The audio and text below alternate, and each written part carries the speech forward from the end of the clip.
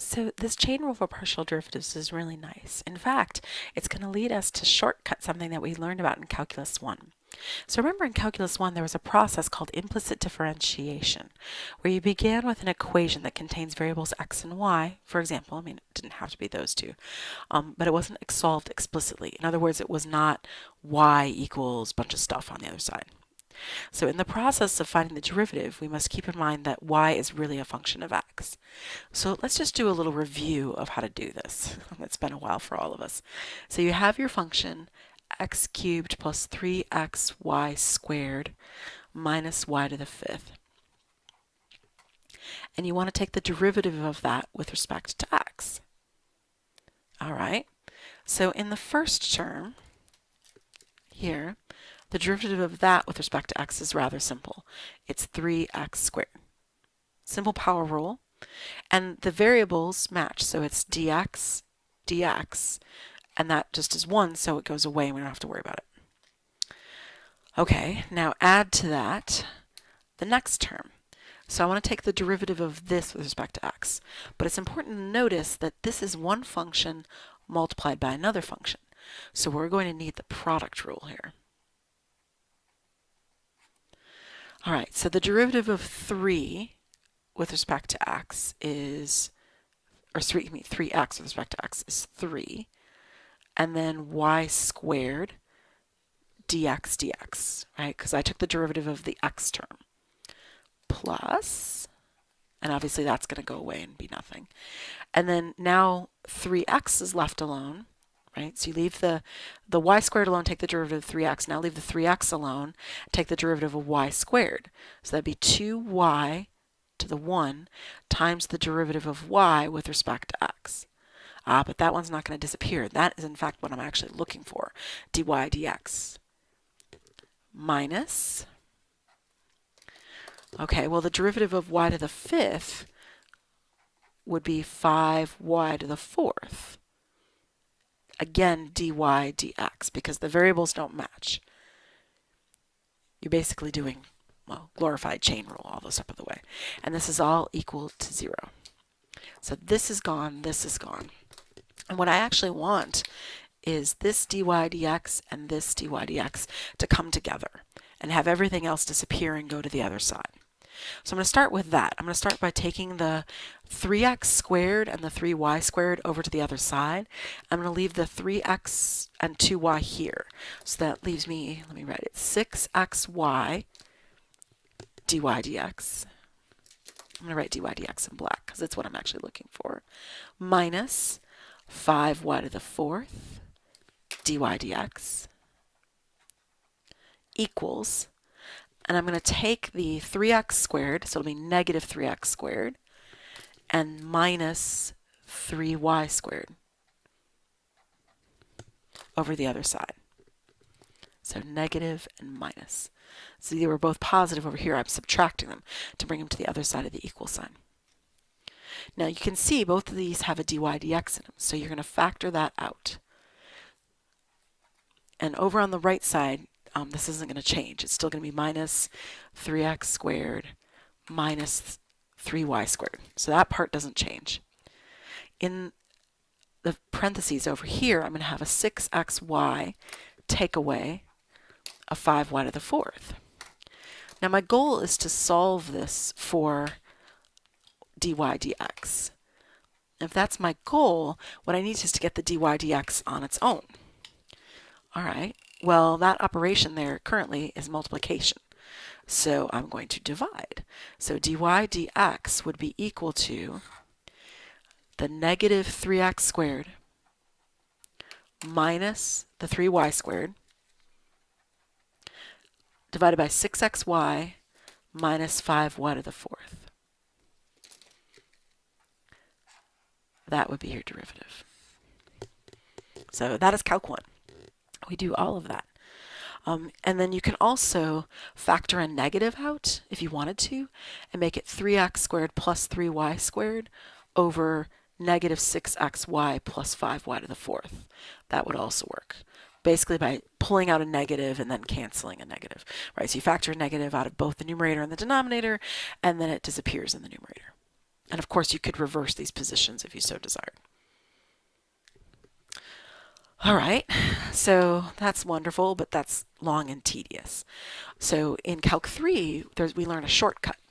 So if you want to do that again, but using the new procedure that we've learned, which is the chain rule for a multivariable function, you can actually make this a lot easier. So let's learn the theory of it first, and then we'll use the application. So if you have some function, capital F, which is a function of both x and y, and then each of these in turn is a function of x, right? So that's what was happening. So this was a function of x and this was a function of x. So then when I want df dx, what I want is, let's think, to get to there, I'd go this way. So delta f delta x, or dx, I guess, because it's the only variable. No, delta x, sorry, because there's two variables at that level, times dx dx, right, because there's only one variable there, plus, now let's go the other way, f to y to x, so delta f delta y times dy dx. This part, of course, makes 1, so we don't have to worry about that, just like we saw back here, right? These were making 1, so they just kind of disappeared. Right, so that makes 1, so that's gone. And I'm trying to solve this for, I'm trying to get a shortcut for dy dx. So this is what I'm actually going to solve for over here. All right, well, we can do that. So I'm going to say dy dx equals, oh, and then this would all be equal to 0 because it was set equal to 0 from the start. Right, so you're taking the derivative of both sides. The derivative of 0 is 0, and the derivative of f with respect to x is all of this stuff that I just wrote. So it's all still equal to 0. I'm going to bring the delta f delta x over the other side, so because this is gone. So I'm going to have delta f delta y times dy dx, because that's what I'm actually looking for, dy dx, equals, and then when I bring this over, it's going to be negative. So negative delta f over delta x, which means this is currently multiplied, so I'm going to have to divide. So dy dx is equal to negative delta f delta x divided by delta f delta y. And I know it seems crazy, but that's a shortcut formula. I actually left space to put it right here.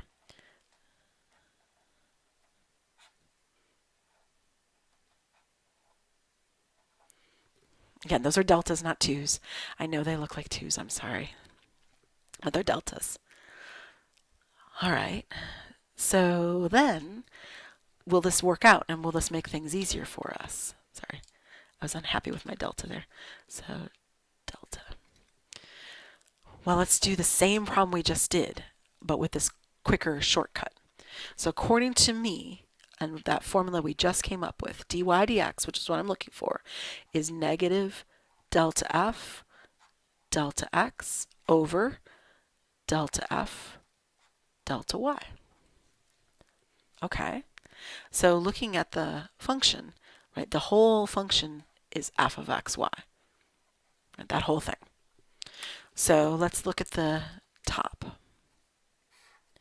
The negative, okay, now what's the derivative of this with respect to x? So pretend that y's are constants, take only the derivative with respect to x. In other words, do a partial derivative.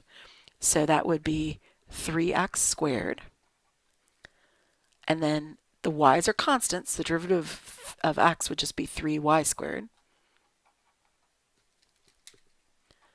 plus 0, because there is no x in that last term, and the derivative of a constant is 0, so that's gone, over, now let's take the derivative of it with respect to y. So there's no y in this, so that's gone, so that's treated like a constant to the third power. It's like 27. The derivative of 27 is 0, so that's gone. The derivative of this would be 6, because bring the 2 down. 2 times 3 is 6xy, minus, because there was a minus in there, and then derivative of y to the 5th would be 5y to the 4th. And there you have it. It's much faster and easier. We never show this to Calc 1 students because we don't want to take away all their fun. But it is exactly the same answer that we got with Calc 1 materials right here. Right? It's right here. That's the same thing as this.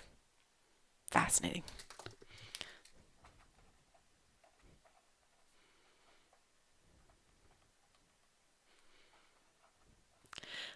Which means we can now use this to find the derivative of y with respect to x rather quickly and easily when we have some large function set equal to 0. And we're going to use that trick a lot.